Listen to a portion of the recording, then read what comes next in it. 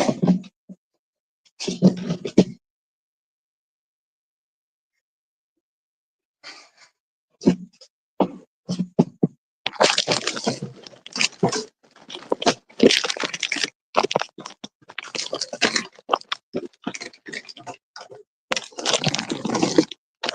sis. Good evening. Hi, sis. Good evening. Please confirm you can hear me.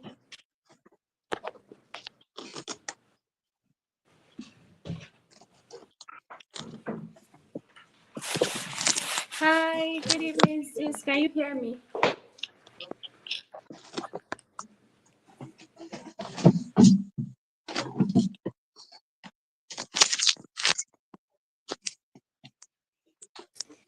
Good evening, my dear sister. Can you hear me?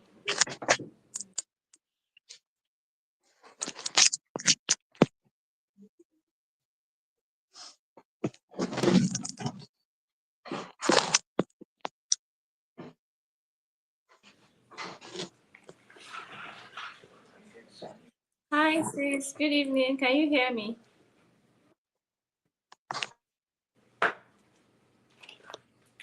Can you hear me? Good evening, sis. You're muted.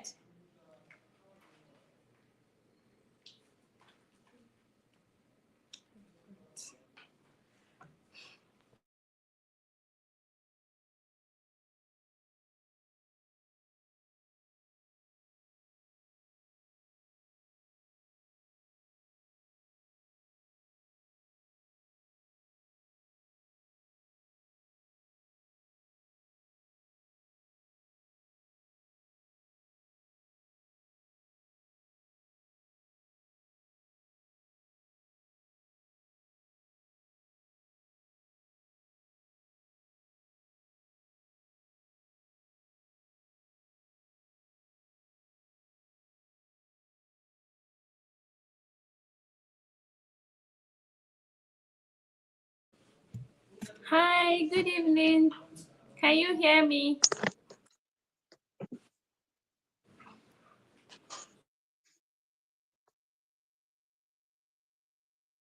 Hello. Hi, good evening. Can you hear me? Oh dear, my volume. Hello, can you hear me? Yes, I can hear you. Can you hear me? Oh yes, I can. Thank you. Good Oh, evening. thank you so much. Good evening. How are you doing? I trust you had a great day. I know that you're quite busy, but then you made out time for this. Thank Yeah, you so much. thank you. Um, Are you in a comfortable place at the moment?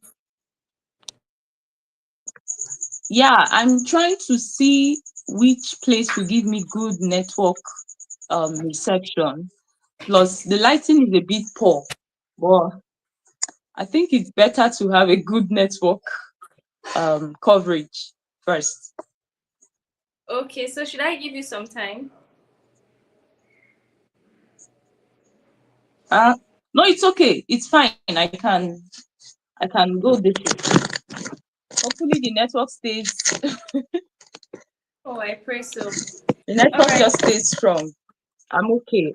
I'm cool. Okay. So good to hear this. Thank you so much for choosing to do this with us. I understand your schedule. I know how busy you are, but then you still made out time to join us tonight, and we do not take it for granted. Thank you for honoring our invitation. And I want you to know that we Thank you. value this. So, very quickly, I'll just quickly read your bio and then we go straight into the business of the day. Can I proceed?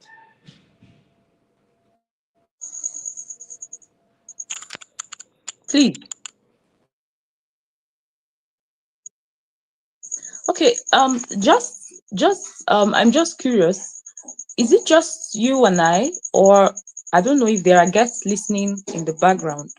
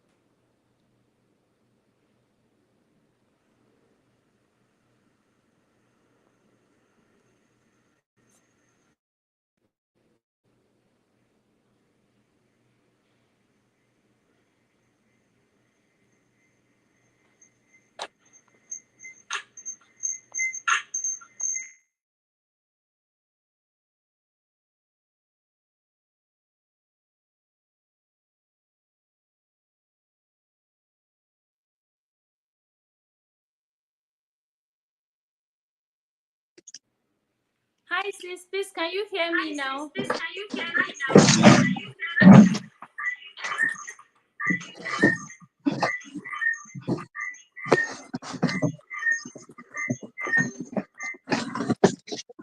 Ma, no network there.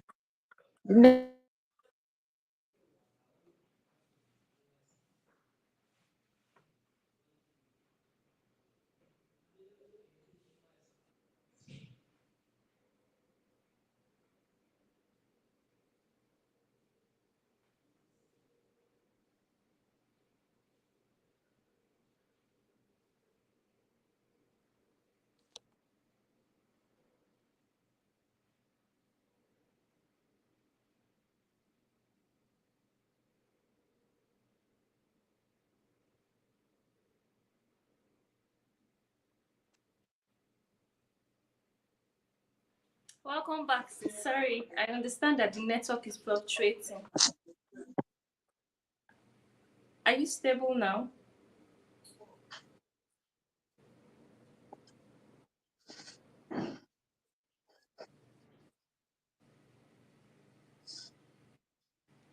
Can you hear me now?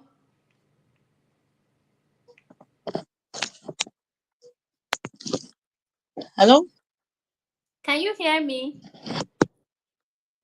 Yeah, but the volume is kind of low. Okay, let me try speaking from the other device I just joined with. How How about about now? now? Can you hear me? Oh, I'm struggling to hear you, but let me.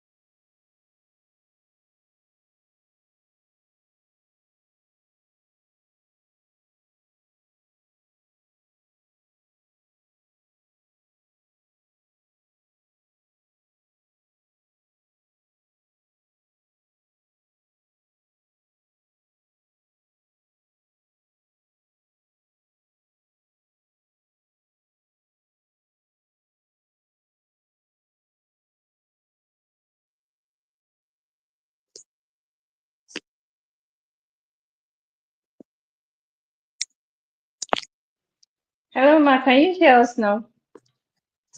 Oh dear. I'm network. I don't know.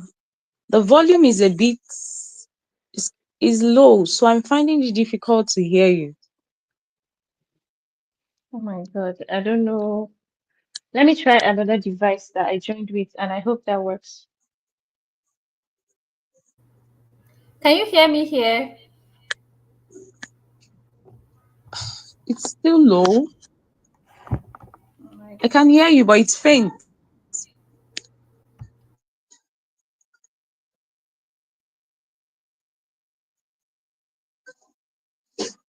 Ah, what do I do now? I have to come very close to my device just so that you can hear. And it's loud from my end.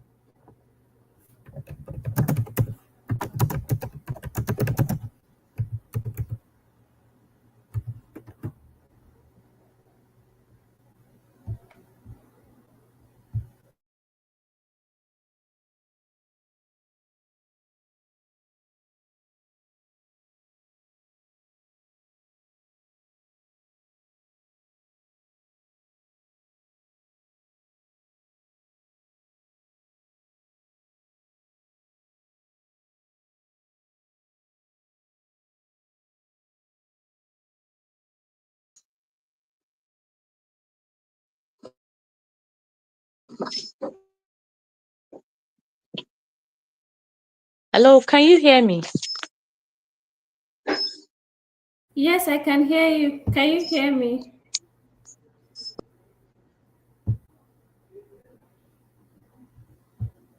Oh, excellent. Yes, I can. Okay, beautiful. I So, can hear you now. okay. I think there's a lag. So when I speak, it takes some seconds before you can hear me. Okay. All right. So I'll just proceed to do the introduction now, just so that we don't spend so much time since we've spent so much time initially trying to get the network. Is that okay? That's fine. All right, so thank you so much once again for choosing to do this with us despite your busy schedule. And we truly appreciate you. I know that a lot of people might not be online now to watch this, but there's going to be the replay which they would watch on the YouTube platform. I want to just use this opportunity to briefly introduce our guest before she proceeds to go into the session fully. So, our guest today is pharmacist Lillian Okpalaku. She's a passionate health advocate with a drive for pharmaceutical research and top-rated health innovations. She holds a bachelor's and master's degree qualification in pharmaceutical sciences and is a current student of the West African Postgraduate College of Pharmacists WAPCP. She is deeply involved in antiretroviral health services, pharmaceutical drug delivery systems, nanomedicines, and drug formulation sciences, with publications in leading journals. Above all, she is a lover of God and seeks to help women overcome challenges to living healthier lives and making better decisions.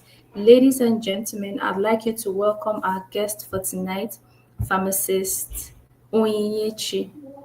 Thank you so much for joining us, and we're so glad to have you tonight. Thank you. Please Thank you proceed. so much. Thank you so much. Thank you. Thank you. Thank you. Thank you for the opportunity to grace this meeting. Even though I can't really see the audience, the people I'm talking to, but it's all right. Good evening, everyone, and it's a great pleasure to be in your midst today. Um, my name is Onye, like the moderator has said. and I'm privileged to share from the little knowledge I have regarding certain questions that singles need to ask before getting into the business of marriage. So before we proceed, I'd like us to do a short prayer. So we're just going to pray because I believe this is a Christian gathering. So we just commit it into the hands of God, just briefly, and then we get into the business of the day. Father, we thank you for tonight. Thank you for this gathering today. Father, we thank you for your mercy. Father, we pray and we ask that this will be a fruitful experience. It will be a fruitful time of learning, of sharing. And we pray, Lord, at the end of the day, anyone who has any confusion as regards our topic, oh God, Father, we pray for open eyes. We pray for knowledge in the name of Jesus. Let your spirit shed wisdom in Jesus' mighty name we pray. Amen. All right. Um, Let me confirm that we can hear and see me. Absolutely. We can hear and All see right, you, Ma. it's all right. Thank you. Okay, so to the business of the day. I'm not sure how much time I have for this session, but let me proceed. Regarding the topic that says questions to ask, deep questions. In fact, there are many questions to ask when one wants to get married, but our focus tonight is on the medical aspect. Yeah, I don't think I have any business discussing maybe finance. How much money do you have in your bank account? No. My focus for tonight is the medical aspects. And we know that health is wealth. The Bible says in 3rd John chapter 2, it says, Lord, I wish above all things that you prosper and be in good health, even as your soul prospers. So that means that God is interested in our health, and health is a very important part of life. You understand? I don't think anyone will be able to function if the person is not in good health. In fact, it even takes good health for you to pray effectively. That's to tell you how serious it is. Anyone who is down may have some difficulty going on, and it can affect the quality of life. So, straight to the business of the day, important questions to ask before getting married. So, I take it that we are majorly singles in this group, or let me assume we are all singles in this group, and I'm talking majorly to females, that's ladies. So majority of what I'm going to discuss is as it regards to ladies. It's like a two-way thing. There are questions that the lady needs to ask the gentleman. There are questions that the gentleman needs to ask the lady who he or she intends to get married to. So the focus tonight is though I'll touch a bit on both sides, but I would want to um tilt towards my fellow ladies. So I'll just want to structure this discussion into 4 parts. Um, I don't know how much time, if there is time for questions and answers, we can always make room for that. So there are 4 important questions, and these 4 questions, it's more like a category. 4 pertinent questions to ask, 4 important categories to consider when one wants to get into the business of marriage. Now, under these 4 categories, there are other sub questions that form a bulk of what we're going to be discussing today. And the first question here is genetics, family history. Let's not say it's a question, it's a consideration, it's a factor. Genetics, family health history. The second is infectious disease and general health screening. The third is mental and emotional well-being. And the fourth is fertility and reproductive health. So for the first question,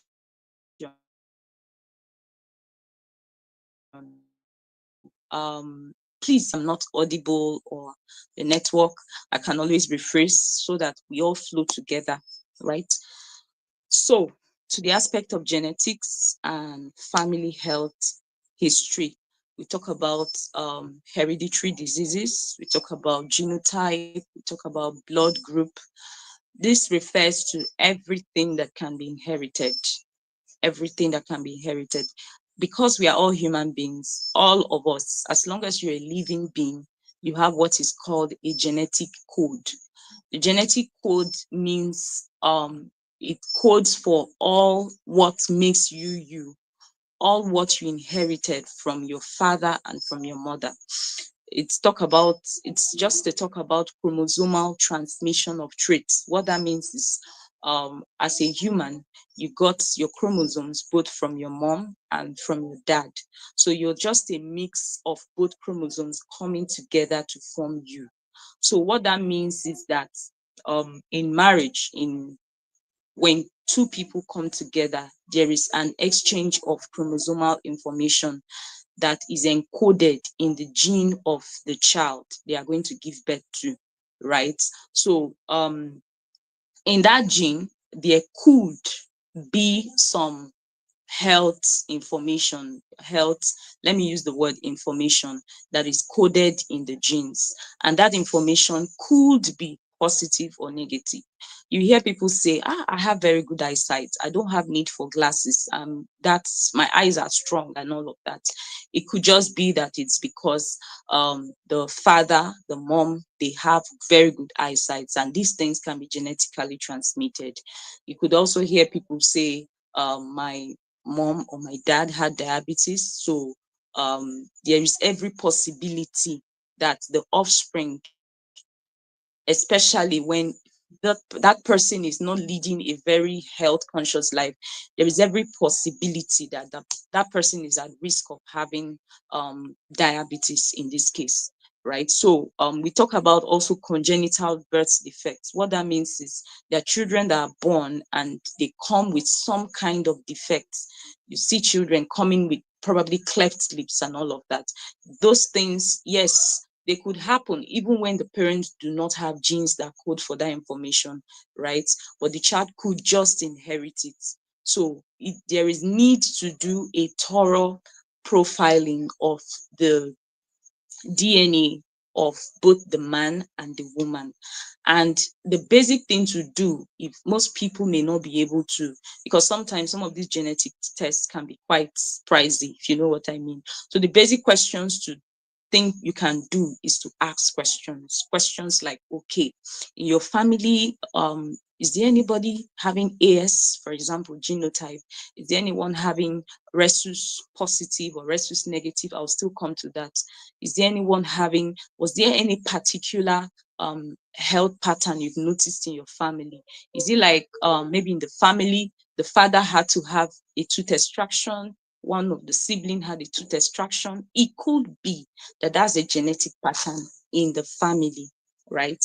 So also we ask questions like, have there been issues, sorry to use this word, maybe someone having a mental issue, someone not thinking straight? Has there been cases like that? It's important to bring up these conversations. It's very important. Now, the second category of factor to consider is the infectious disease and general health screening. When we talk about general health screening, you screen for viral infections. Example, HIV. That's the most basic one people, intending couples do. HIV, not because, now when we talk about doing some of these tests, it's not like you ask your partner, are you HIV positive? And the person says no. And you still want to do a test. It's not because you do not trust what the person says, but it's because marriage is not something you build based on emotions. You understand? It's not something you just do because he's told me he's A and I believe him. It's not medically correct or sound to go into marriage based on hearsays. It's important to do a proper investigation, test investigation. In fact, most churches will even ask you for the examinations you've done medically before they wed you. I understand most churches also do that. So they require this. That's to tell you how important it is. So we do screen for viral infections. For example, HIV. screen for hepatitis B virus, especially if the lady or the man in question works in a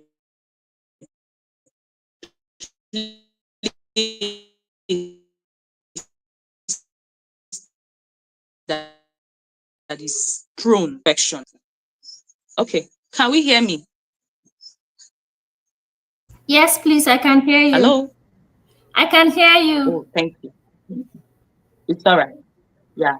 So, for example, if the lady in question is a nurse, there are people who are at risk of hepatitis B infection. The lady is a nurse, for example, she handles a lot of sharps, blood products. Maybe the guy works in the lab or something. There is need to screen for all of that. It is not safe to assume anything. Please do not assume. Run this test. Hepatitis C virus. It's also important to do what we call HPV. HPV infection means human papilloma virus. Human papilloma virus. You see a lot of ladies having some of these viral infections, and sometimes it could be they have it and it's latent. Latent means it's not showing symptoms, it's asymptomatic. So some people may not even know they are carrying these things. It's just like some viral infections can be that tricky. They may have window periods, for example HIV, and the person may not really know he's carrying the virus. So it's important to run some of these tests.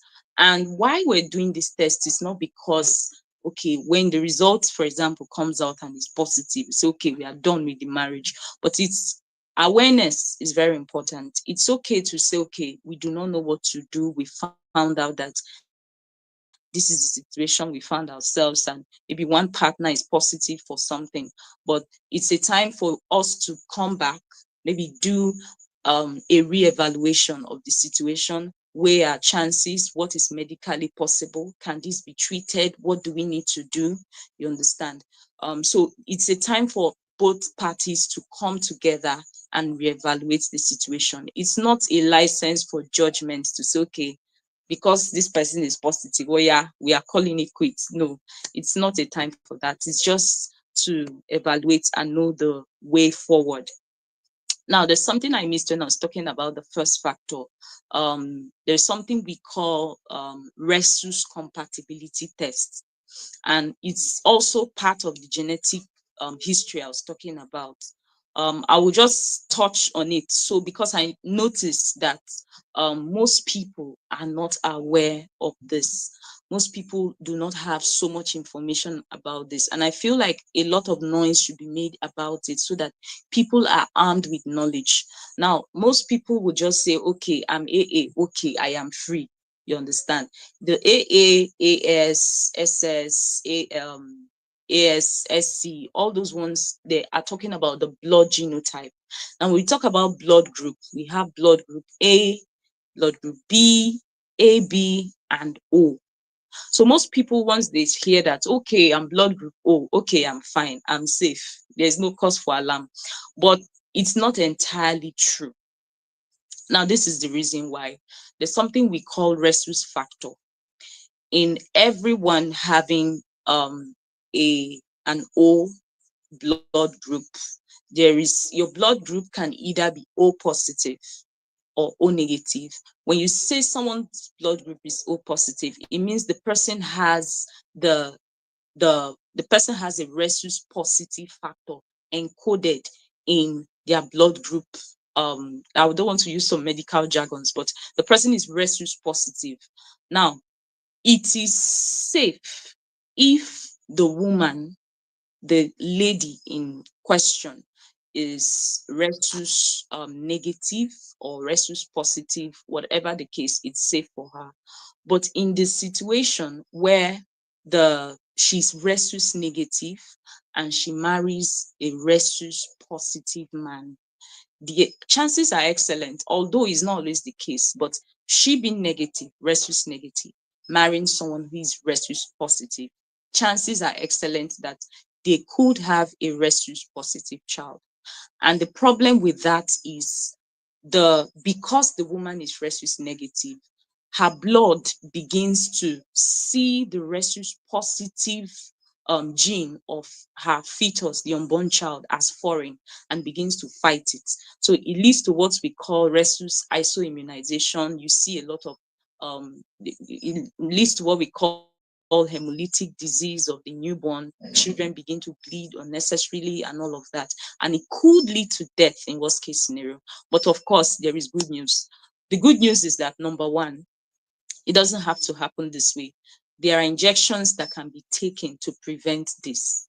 You understand? And also, it's important people are aware, because sometimes some people are not even aware. They just check for their blood group and say, okay, I'm O. Okay, that's the end. But if the man in question is rhesus negative, then he's safe. So even if it's a rhesus negative woman, a rhesus negative man, there's no problem. A rhesus positive woman, a rhesus positive man, there's no problem. But where the issue might lie is if she's rhesus negative, the man is rhesus positive, and the child happens to be rhesus positive, there's going to be a lot of clashes between the rhesus negative mother and the child who is rhesus positive, right? So it's important to okay. So it's important to have a knowledge of this information. Now, it may not always be a problem if in the first pregnancy, but over time, in subsequent pregnancies, it could be a problem. But the good news is there are injections that can stop this, right? But then when we come to genotype, once a woman is AS, like two ASs, it's not advised that they go in for marriage, because some people will say if they have 4 children, it could be that 2 children could be AS. That's not medically correct. There, once we have two AS people going into marriage, chances are excellent that for every conception, there is a 50% chance that the child could come out as AS. So, because some people just do, there's this 3 diagram we do, and we say, okay, one will be A, one will be AS, one will be ASS, one will be. That's not the case. The case is that there's a 50% chance that every conception it could be an AS. So it's not advised that two people having the AS genotype go into marriage, right? So this is the situation as at today. Medical science is evolving, and there are researches that have been ongoing to see how we can forestall this. Of course, I've read about some advances in knowledge regarding this, but sometimes when you weigh the benefits, the risk, the costs too, some people will just gladly say, okay, even though we love ourselves and God approved, but medical science said no. So, but I usually tell people, medically, it is not advised. There are people who have gone ahead and said, "Oh, God is with us. I heard God." Now, that's a matter of faith as against science. So, if you know you have faith for it, God has said you have faith for it and you want to go ahead, well, it will not be a good idea, but some people still want to go ahead. But it's always good for people to be armed with the knowledge of what they're about to go into, the risk, the benefits they are willing to, right? Yeah, so that's about that. Then the third factor, I want to go into the third factor for the sake of time. It's about mental and emotional health. I feel like a lot of attention has been paid to, let's do all the tests, let's check all the tests. Is she fertile? Is she genotype? What? But a very pertinent question that we seem to overlook is mental and emotional health. And I know a lot of mental health campaigns have been ongoing regarding getting people checked. Now, when you hear the word mental health, a lot of people have their biases. Do you mean I'm mad? Do you mean I'm bipolar? Do I have schizophrenia? No, no, no, please don't talk mental. So, but it's very important to have people's mental health checked. The same way you, not you, the same way someone has malaria or is feeling sick and goes to see a doctor and is diagnosed to have malaria, I feel like people should also see a psychologist, a psychotherapist, a mental health expert too, because people, I believe even the WHO in the definition of health by the WHO, there is also the place for mental. So mental health is highly important. And what do we do when what's the implication of checking for mental health in marriage? It's important because sometimes some people may have, we always talk about this, childhood traumas they've not healed from. It was this evening, a group I belong to, an alumni group, and we were part of a cohort of leaders that graduated last year. And I know a very vibrant lady in class. She was always talking in Zoom classes. She was this chatty, sanguine kind of person. And I was so sad this evening. We got news that she passed on. What happened was that she committed suicide. She well, I don't know, the story was just long, but it was just a case of family, father leaving mother, she not healing from the hurt and having to commit suicide. So, but when you see this lady and how chatty she is, you may never, in your wildest imagination, think she would want to take her life. So that's to tell you how important mental health is. We do not assume anything. It's important to have your mental health checked. And then, what are the basic things you can do as intending couple is to sit down and ask yourself questions. You may not be able to diagnose yourself as having maybe a mental health challenge, but there are certain pertinent questions that you could lead to maybe thinking that, okay, I need to see a therapist too. For example, someone has malaria and the headaches that are non-stop, the maybe the feeling of malaise, like feeling sick. Okay, you now begin to think, it's possible I have malaria. Oh, yeah, let me go and see doctor. The same way, when you have some of these symptoms I'm about to list, it tells you that, okay, I think I need to see a psychologist or a psychotherapist or a mental health expert. Now, there are questions like asking the person, have you ever been diagnosed of depression? Now, when I say diagnose, a lot of people make jest of the word depression. Depression is a serious condition. Now, I understand there are times people feel sad, they feel overwhelmed, they feel like this life is just so much. There's so much to take in, stressed and all of that, and they think they are depressed. Yes, I'm not downplaying the weight of whatever it is they are going through, but it's not depression is not something you just stay and you self-diagnose and say, okay, I am depressed. No, it's not that. Depression is a very weighty word and it comes with a lot of symptoms. Talks of maybe suicide, talks of ending it all, the things you used to enjoy, you have little interest, you're very listless about life and everything, so but it can only be diagnosed by someone who is an expert in that field. So it's important to ask questions. Have you ever felt this way? Have you ever thought of maybe taking your life?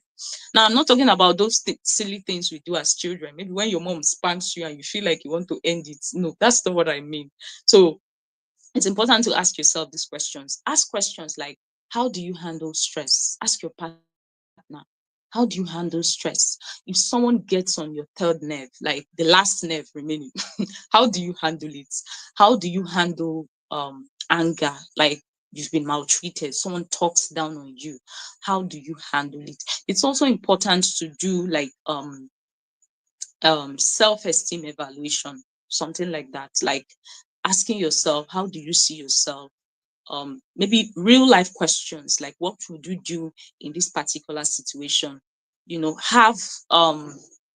Have conversations. It gives an idea of how people think, it gives an idea of mindsets, it gives an idea of how people respond to situations. Right, there are some people that when they are stressed they will flare up. When they are under pressure they will flare up. It's just them. You understand? So all of these questions give pointers to the fact when someone really needs a mental health check, right? So ask questions like have you ever thought of harming yourself? Like it's really sad. But when I heard the situation of the lady who got a low jam score, I mean she failed jam and went to take her life, it was really a sad one. My question was, Is it like she didn't have people to talk to her, or maybe she was bottling up emotions to the fact of wanting to take her own life? It's that serious and it's quite sad. So people could just be contemplating self-harm and suicide on their own, right? So it tells a lot about how people value themselves, how people seek to preserve themselves, self-preservation. Ask questions like that. It's important, right? There are people who are not open to learning. You understand? They have past childhood traumas. They react very sharply when people talk down on them. And not to say like to having so low self-esteem. That's not what I mean. But when people talk down on them, when people do not have respect for what they represent, they flare up very, very sharply. There's a place for speaking up for yourself. Okay, sorry, I thought the network was dwindling again. Okay, so then the last point, because of time, is fertility and reproductive health. Now I want to dwell on this a lot because I believe I want to dwell on this fourth consideration because I believe I'm talking to a majority of the ladies or guys on this call. We are Africans, and I know that most marriages, let me not say the focus, but an important factor of marriage is reproduction, conception, to be able to have children. So it's important to have these conversations around fertility and reproduction. So there are certain tests, and we know in this part of the world, when a woman is not taken in after a considerable amount of time, the usual context is to ask the woman questions. It's recent advances in medicine that have made us realize that, okay, men also have a role to play. You understand? And it is not medically sound to say a woman is infertile or barren until after 1 year of unprotected sex, especially on baby days. So it's not after 3 months, 6 months, and you see a lot of womb watchers coming to check whether something has happened. You understand? So it's not enough to say someone is infertile, except it was pronounced by a doctor or a licensed physician, right? So there are certain fertility tests that can be done. But before going into that test, there are questions, because the focus of this meeting is those conversations that you and your partner your fiance can begin to have before you even talk about going to see a doctor. That will give you an idea, okay, something could be wrong. Oh, yeah, let's go and see doctor. Number one, on the part of the lady, is to ask um, questions like, are your periods regular? Now, I know this is a Christian setting. I'm a Christian too, big lover of God. But I feel there are conversations we need to openly have, right? You and your partner ask questions like, is your period regular? Now, this is the guy asking the lady now, are your periods regular? Now, the aspect of some people, unfortunately, may not know how to even do the calculation of maybe 28-day cycle, 22-day cycle. That's a topic for another day. But ask questions like, are your periods regular? And what do you mean when you say a woman's period is not regular? Now, there are people who know they have maybe 25-day cycle. There are people who have 29-day cycle, depending whatsoever your unique situation is. It's important to observe. If you know you're the type, you know how your cycle is, you can say, okay, I have a 23-day cycle, for example. You can say, sometimes for whatever reason, stress, prolonged intake of antibiotics, maybe when there is a reduction in blood volume, the period can be, let me use the word, shifted or postponed. Postponed is not the word, but it can delay. Instead of coming on a particular day, it can come maybe 1 day or 2 days later, maybe due to the person's lifestyle or the factors I just mentioned, right? So that's not to say that the person's cycle is not regular. When you say a woman's cycle is not regular, it's like saying this month it was 23 days, next month it was 31 days, the other month it now went back to 20 days. You see the fluctuations, and the interval in between is quite large. So it now begins to beg a lot of questions. Why are periods not regular? The reason why we ask questions like that is not because we just want to know. No, irregular periods over a long period of time is suggestive of a lot of things. It could be hormonal imbalance, it could be polycystic PCOS. We're coming to that.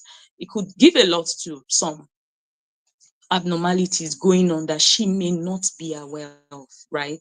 So it's important to ask these questions. Are your periods regular? What happens when you have periods? Is it usually painful? Is it usually, or did it all of a sudden become very painful? Maybe before it was not that so much of a big deal, but recently you started noticing it became, maybe the volume became excess, or became really, really painful, unlike before, right? So these are questions to now begin to ask, to know what, if there could be challenges somewhere or something, you understand? Then you ask questions like, we talk about fertility. You ask questions like, has she been pregnant before? It's important to ask these questions. Please don't say we are Christians. Yes, we are Christians, I know. But don't assume. Please ask. Ask. The guy should ask the lady, are your periods regular? He's not a doctor, I know. It's not his place to diagnose anything. But it's important to ask these questions to know if there is need to see a doctor. And also, for the man, in the case of the man, it's important to do tests like sperm analysis.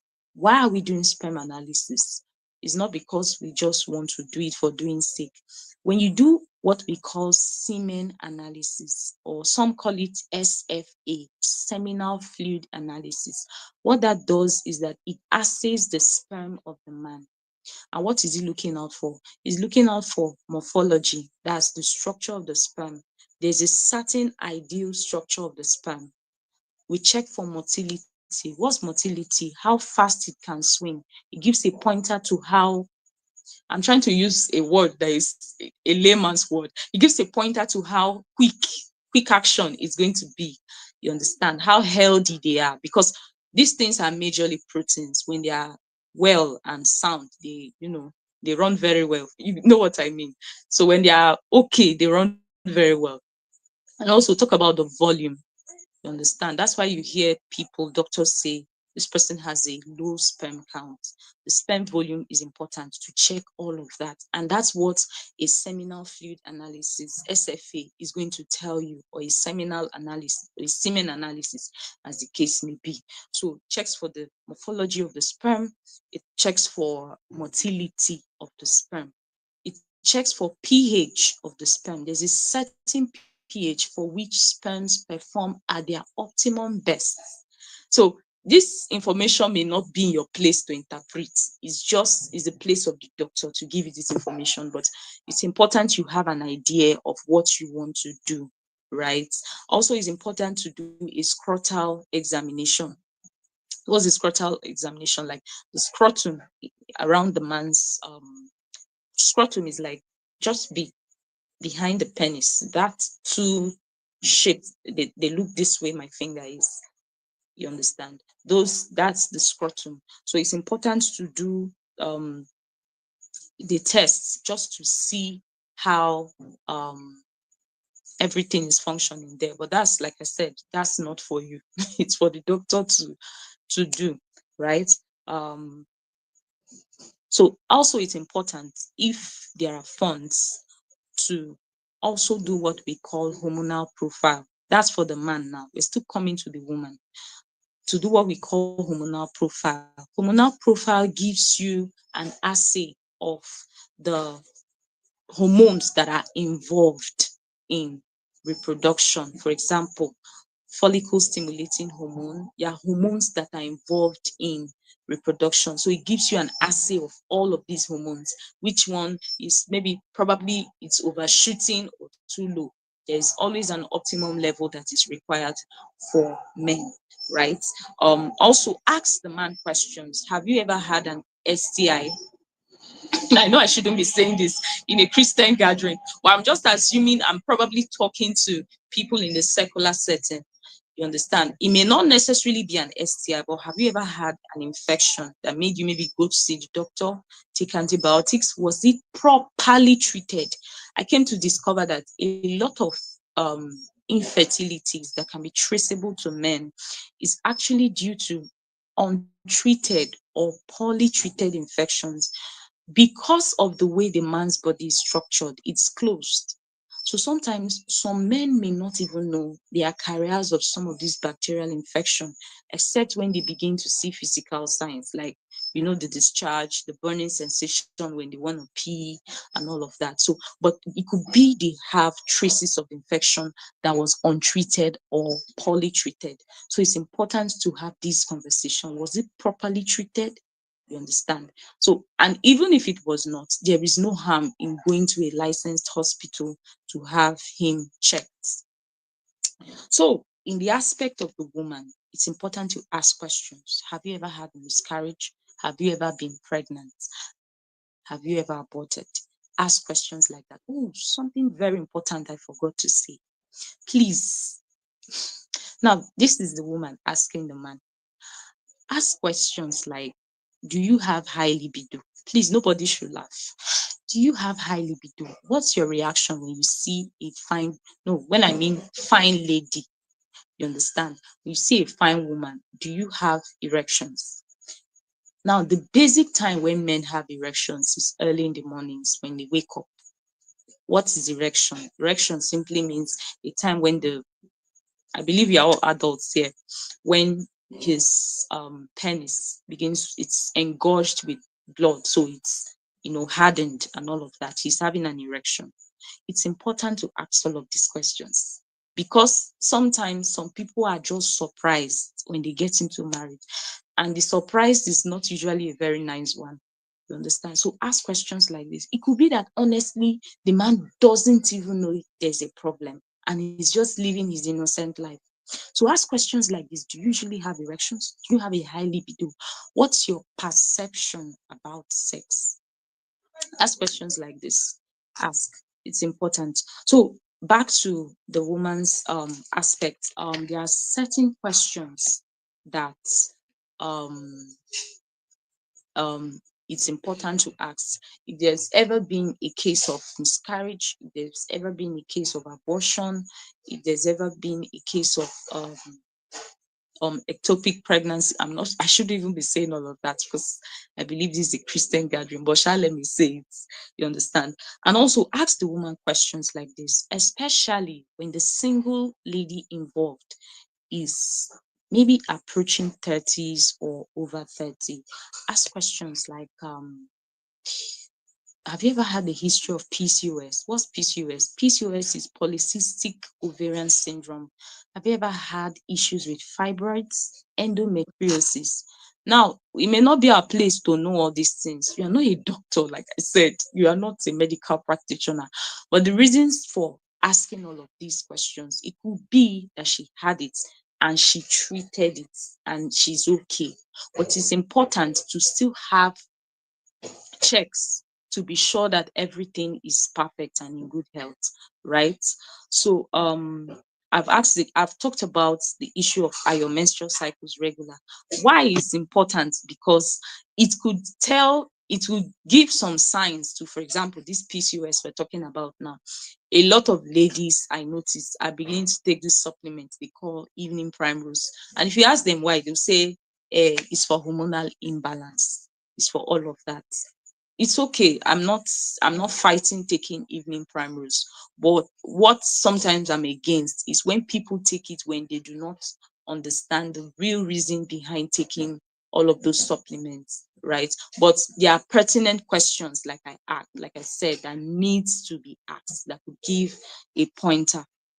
You understand? Another very important question, please make sure you ask the man to the woman to the man. Ask, are you willing to have assisted reproductive methods. What do I mean by that? Contraception, family planning. Is this something we want to explore? What method do we want to use?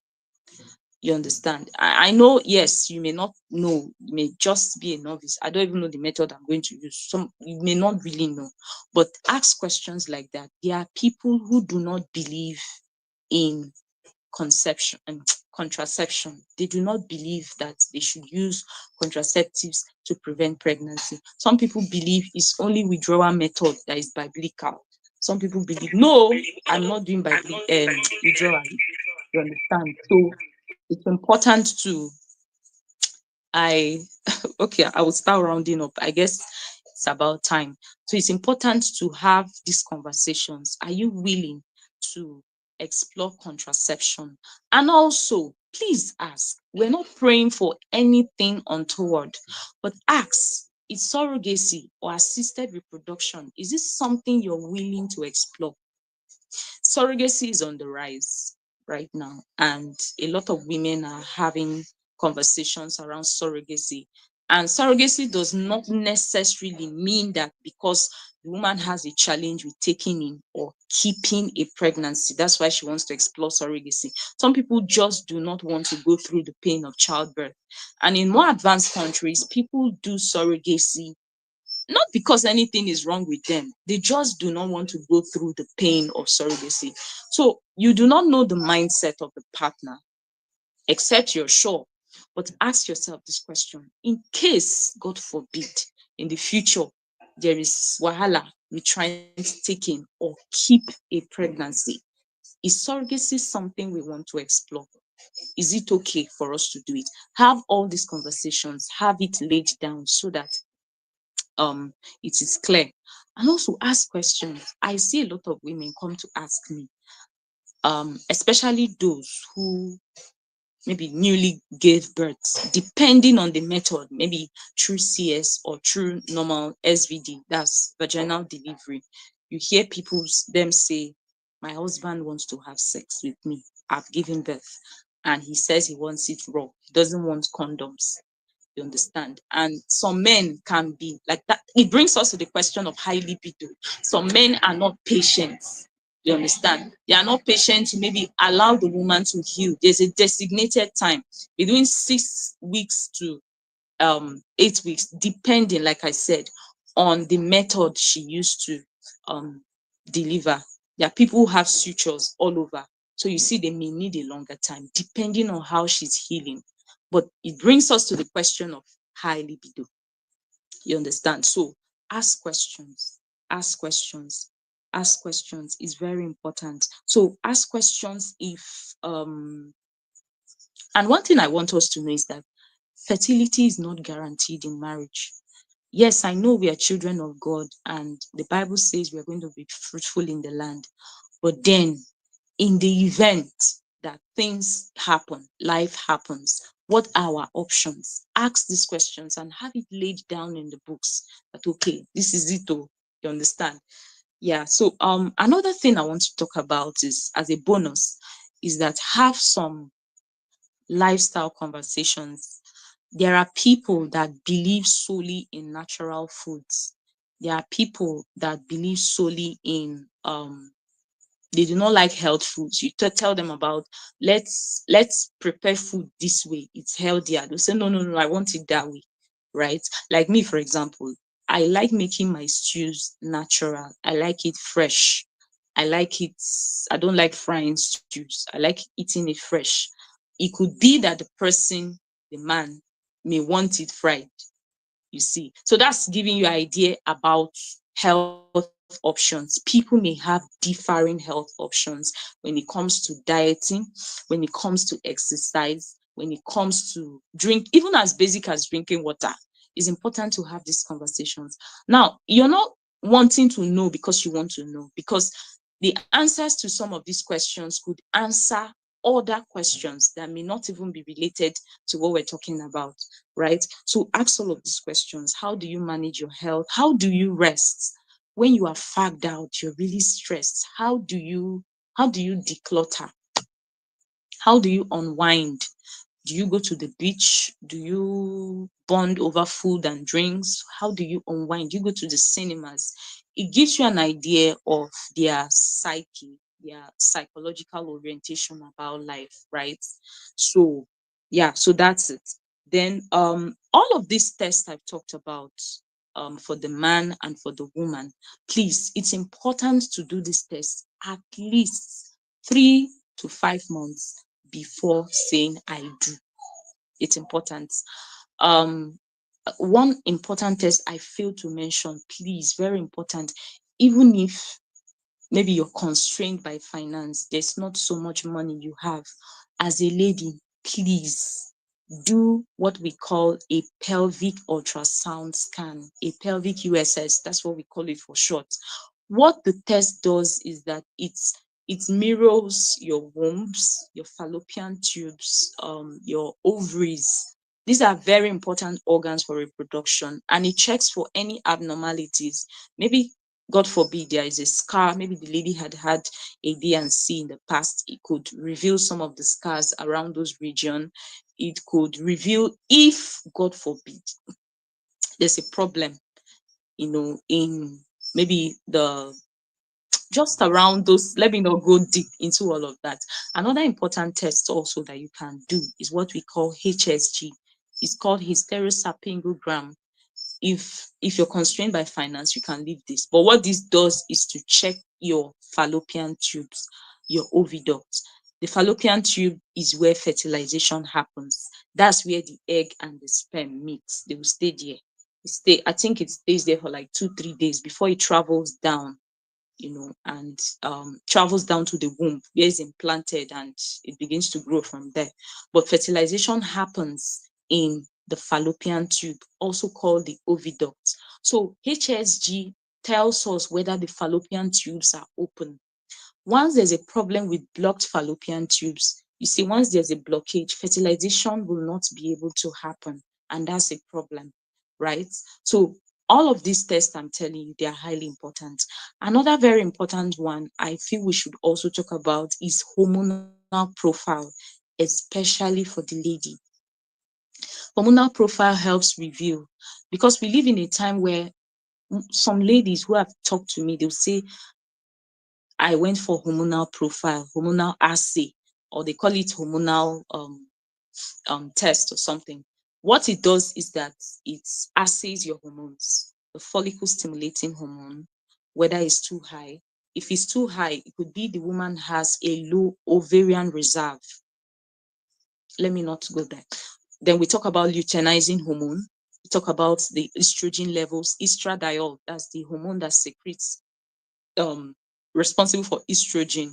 So it assays all of these hormones, and all of these hormones control pregnancy, they control ovulation, they control everything that leads to the formation of a child, right? So a lot of ladies are coming down with this thing called hormonal imbalance for whatever reason. I don't really know, but the menace around this hormonal imbalance thing has necessitated that, please, ladies, even if there is no man to say I do too, please, just once in a while, go and do a hormonal profile. Let's just know what's going on there, right?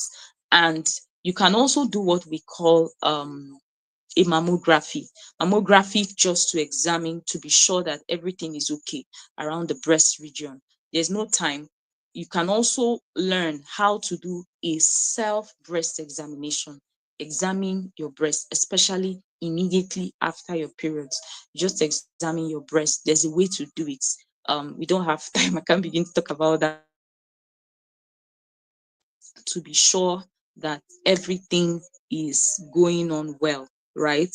Um, yeah, so I'm not sure I'm missing anything, but if I do, I will definitely um tell us. So thank you very much for listening. Of course, I'm very open to questions. If there are any questions you have within my purview, I'm going to respond to them.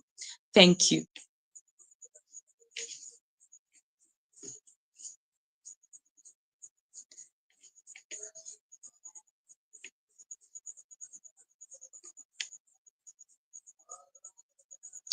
Hello? You can hear me. Oh, yeah. No, I'm saying thank you. I'm done. So I'm open to questions in case we have any. Okay, I want to say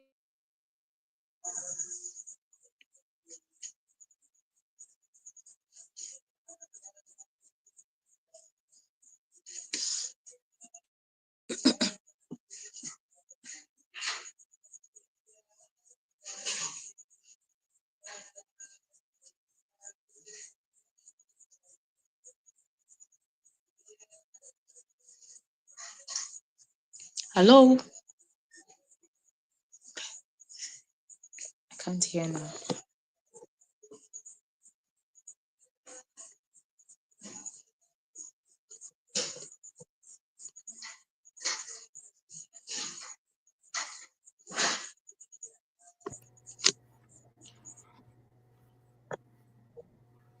hello. Oh my Hello? god. Ah, Yeah, I can hear you now. okay. So I think there's a lag. When I talk, it takes some time before you can hear me. Okay. Well, I can hear now.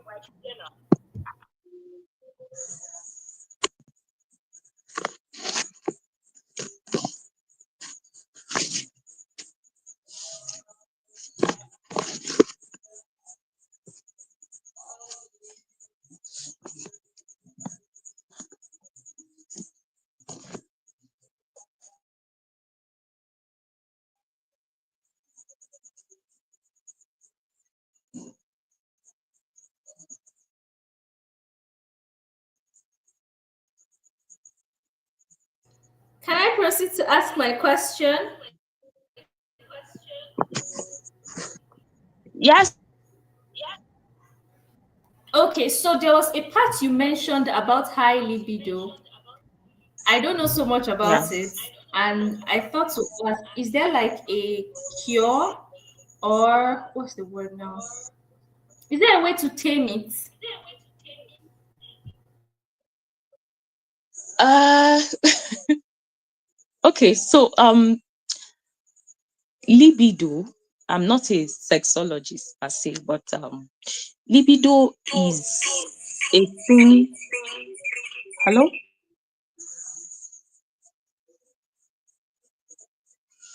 Okay, let me continue.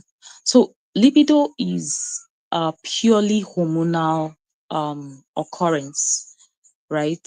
There are people who have unusually high testosterone. Can you hear me? Oh God. Yes, please, I can hear you. Okay, it's fine. So there are people who have probably higher than normal level of testosterone. And like I said, it is controlled by the hormones. The same way a lady who is ovulating may begin to tell you she's having a desire for sex. Now, it's not anything demonic, it's just a hormonal response to a particular phase of her cycle, right? But responding to it is where we are going to have a challenge because we are Christians and it's against our values, right? So telling her to act on the impulse of the hormone will not be correct because of our faith.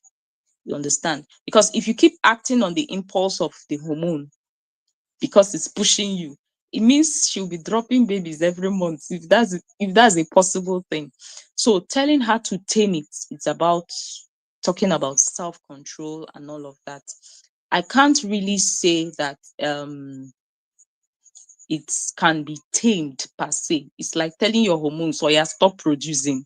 What I would say is the response to it that can be controlled.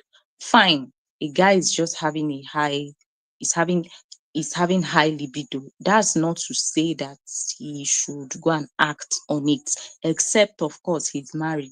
That's the only permissible exception, right? So we can't really say, okay, he has a high libido and we want to tame it.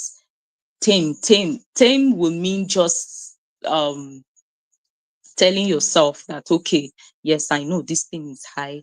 I know I'm not married. I know there's a sister around my corner, but I'm not going to do this, right? There is no, we can't say we are going to remove the hormones from his body. It's not, let me not say it's not possible, but it's not a sound thing to do.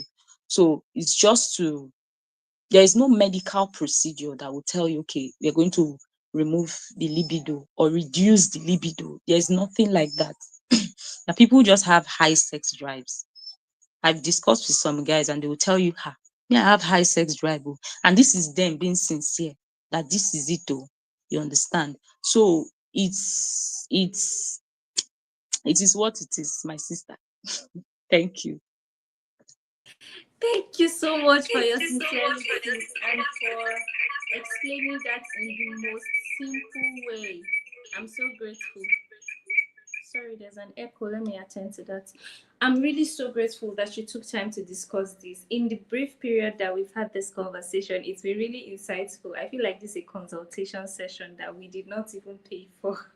We're so grateful. Thank you so much. You're so intelligent, and I was just screaming it during your session. Like, I believe intelligence is the ability to take really complex things and make it simple and easy for others to understand. And that was what you did today. I was so interested in medical conversation for the first time. Thank you so much. We're so grateful. So I'll just ask if there's anybody that still has questions. They will drop it in the comments in the next 1 to 5 minutes, after which we're going to release you. I know that you have such a busy schedule, but let me just ask if they have questions, and they've been engaging in the comments. Let me ask if there are more questions, and if there are no, we'll just proceed to call it a night. But this is really detailed, and I'm so grateful that this happened. Thank you so much, Ma.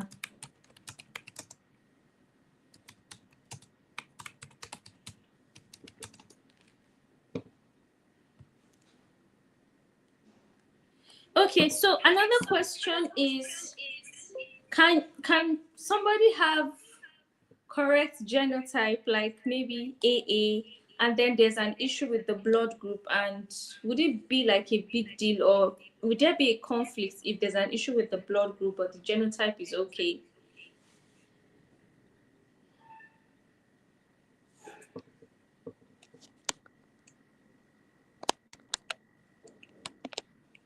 Oh, I've sorry. been I didn't know I was not muted.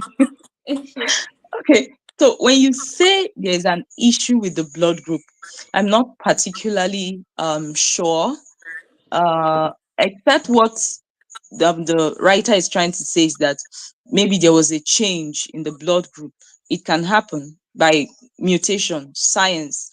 It can happen that someone who has a particular blood group, some things can just happen for whatever reason. Mutation can happen, and there could be a change. Even in genotype, it happens, right? So I don't know if that's the perspective the writer is coming from, or if it's that maybe the partner he wants to marry has a conflicting blood group. I don't know if that's the situation. Yes, the conflicting blood group parts. We just need more Okay, clarity on. okay. So I think it depends on the uniqueness of the situation. If it's a case of like I said, the rhesus O positive, O negative thing, the most important part in detecting some of these issues is first be aware there's a problem, right? When we are aware there's a problem, half the problem will be solved. You understand? From the point of premarital counseling session and all of that. If, for example, let me say, for example, she is a rhesus negative woman and she marries a rhesus positive man, maybe, just maybe, they are aware that they shouldn't get married in the first place. But for whatever reason, they do go ahead and get married. There are medical interventions that can prevent hemolytic disease of the newborn. It happens when such events happen. It happens. So we are aware, and there are injections that can be taken both by the mother and by the baby that will prevent some of these medical crises. You get. So I think for me, the most important thing is awareness. Let there be first an awareness that we are we are having this particular issue, then is to look and explore what are the medical options available. Is there hope if we should continue with this union? What are the options available? Can we afford it? For example, this injection I'm telling you about, I think the one given to the babies around, if I'm not mistaken, currently it should be around 40, 50K for the injection, right? Is it something they can afford? There could be injections that could even be more expensive. So when I say explore the options available and how capable and prepared you are to foot some of these bills, if it's something that you can go ahead with and you have faith for it, very important, then please go ahead. The most important thing is awareness of the condition. Number two, what are the options available? And number three, are we willing and able to go ahead? Thank you.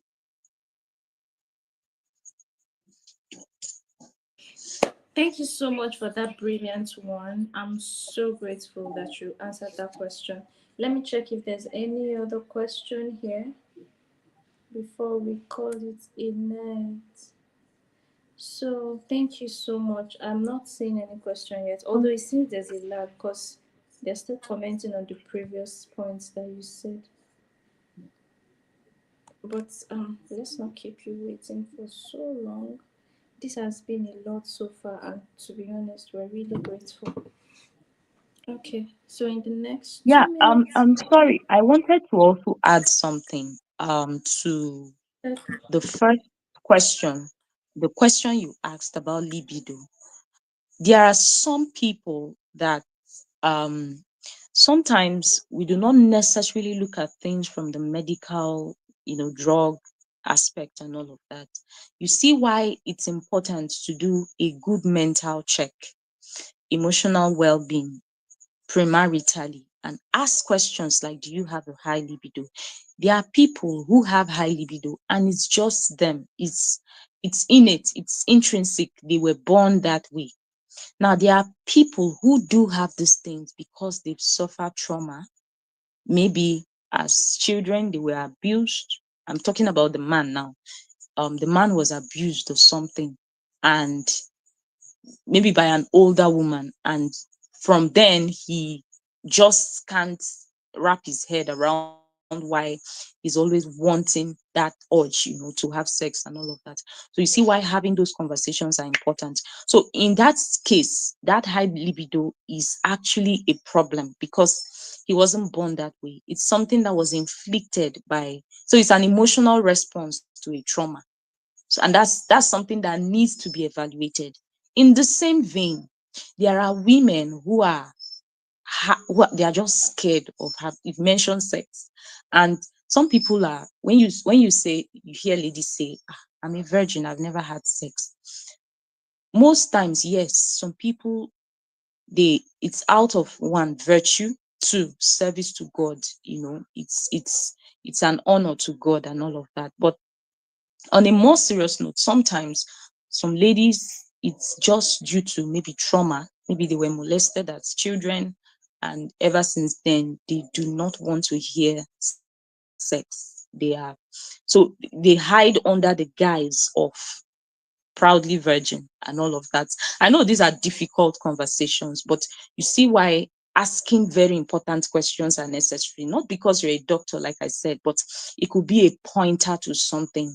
So having too much urge for sex and not even wanting it at all is, because I believe anyone who wants to get married is saying yes to sex. So sex is not negotiable at that point, at that point in marriage. So if there's a dysfunction, maybe a phobia for it or an excessive urge for it, it could be that it's not purely hormonal. It could just be an emotional response to a trauma that needs to be evaluated pre-marriage. Thank you. Wow, thank you so much for that.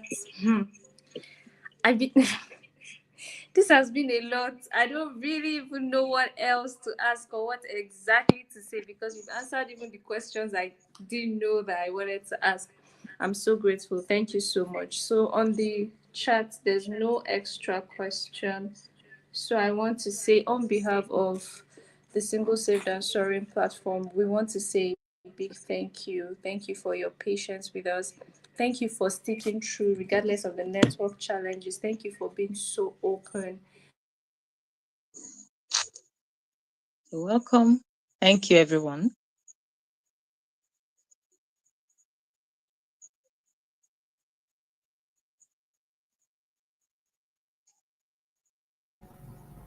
Oh, my network has gone off again. No, I can hear you. Okay. So I was just saying thank you so much for everything that you've done for us, your time, Thank your you. how detailed You your did hold session was, for answering our back. question, for making it so easy, like Montessori style teaching. I really You shared appreciate it with us as though it was a consultant. the Soren community. We want to say You're thank you. And we welcome. want you to know that it's beyond what you just shared here today. A lot of people would still be watching this. And I believe a lot of people are going to learn from this and be saved from this because these are conversations many people shy away from. Now, these are conversations we barely have in church, and it's not every time people want to go to the hospital to have such conversations. But then having the opportunity to learn on a platter of gold, it's really important, and we appreciate it. Thank you so much. We have a little package You're for welcome. you. Thank Give you. it Thank you to so who much. meets um on Sunday. Thank you so much for honoring our invitation. We're so grateful. Thank you. Thank you. It's an honor to be here. And like I said, if you have questions, maybe you remember all of that, you could channel it to the moderator and the convener of the meeting. I'm always open to respond to any inquiry you may have. Thank you so much. I'm privileged to be here and I'm happy. Thank you. All right. Thank you for coming. And what do we say to her, everyone? Thank you. Please have a good night. Rest well. And if there's any question, don't hesitate to share with me so I can forward it to her as well. I'm so grateful. And we'll see Thank you some you. other time. This was so insightful. I didn't want it to end. Good night, Ma. Good night. Take care.